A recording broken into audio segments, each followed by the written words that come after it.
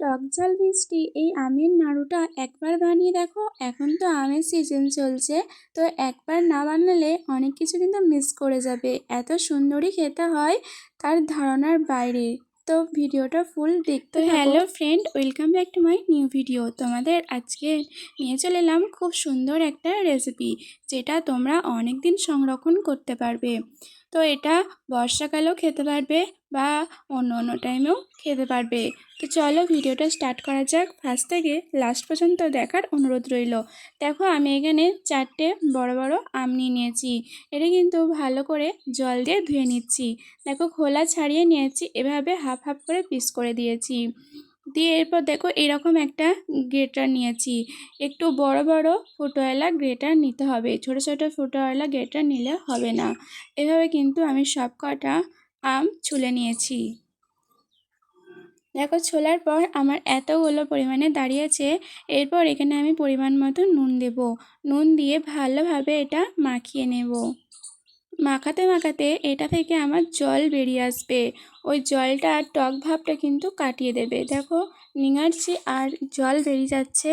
এরপর দেখো আমি একটা ছান্তার মতন নিয়েছি, সেখানে কিন্তু আমটা ভালোভাবে জল দিয়ে ধুয়ে দেবো, যাতে টক ভাবটা না থাকে। জল দিয়ে ধুয়ে দিলে টক ভাবটা কিন্তু একেবারে চলে যাবে। দেখো জলের কালারটাও কিন্তু চেঞ্জ হয়ে গেছে, তার মানে টক ভাবটা কিন্তু অনেকটা বেরিয়ে গেছে। এরপর 1 বাটি পরিমাণ চিনি নিয়েছি। চিনিটা আমের সাথে মাখিয়ে কিছুক্ষণ রেখে দিলাম। ততক্ষণে কিছু একটা মশলা তৈরি করে নিই। চলো দেখো মশলাটা কীভাবে তৈরি করছি আমি। দেখো একটা বাটিতে নিয়েছি হাফ চা চামচ জিরে, হাফ চা চামচ ধনে, হাফ চা চামচ মৌরি আর একটা শুকনো লঙ্কা দিয়ে দিয়েছি। এটা কাঠখোলায় ভেজে হালকা করে গুঁড়ো করে নিয়েছি।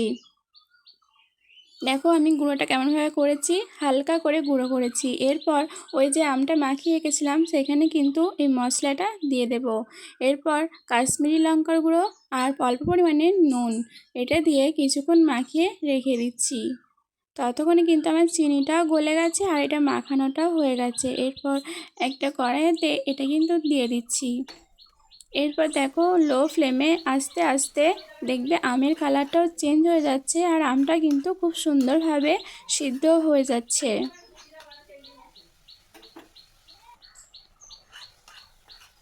আমটা কিন্তু রসটা মরবে, তারপরে কিন্তু আমটা নামাতে হবে, না হলে কিন্তু নাড়ুগুলো জমবে না। দেখো আমার রসালো কিন্তু অনেকটাই কমে গেছে। এরপর একটা প্লেটে নামিয়ে নিচ্ছি, কিছুক্ষণ ঠান্ডা করতে দিচ্ছি। ঠান্ডা করলে আরও কিন্তু আমটা বসে যাবে, পুরো একেবারে ঝুরঝুরে টাইপের হয়ে যাবে।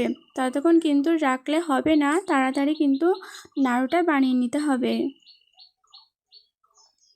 দেখো আমি একে একে নাড়ুটা কিন্তু বানিয়ে নিচ্ছি।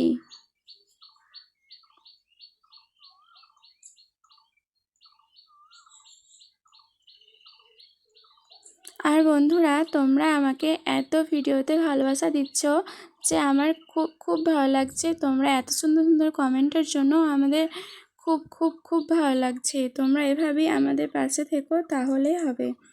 তোমাদের পাশেও আমি আছি। দেখো আমি কিন্তু সবকটা নাড়ু এভাবে কিন্তু বানিয়ে নিয়েছি, আর এটা কিন্তু খেতে দুর্দান্ত হয়েছিল।